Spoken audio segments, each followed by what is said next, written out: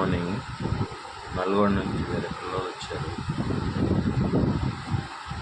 అట్లాగే వాళ్ళు విద్య నేర్చుకోవడానికి వచ్చారు, అంటే గృహోపదేశానికి వచ్చారు. నేను నిన్న వచ్చాడు కదా, ఆయనకి రేకు తయారు చేశాను. నిన్న మధ్యాహ్నం కూర్చున్నాను, నిద్రపల్లి వస్తున్నాను. మళ్ళీ 4 గంటలకి రైల్వే స్టేషన్ పోయి వాళ్ళని తీసుకొని వచ్చాను. నేను ఎప్పటి నుంచి అలాగే ఉన్నాను. వస్త్రం కూడా మార్చలేదు, ఎందుకంటే పూజలోనే ఉన్నాను కాబట్టి వస్త్రం మార్చాల్సిన అవసరం లేదు.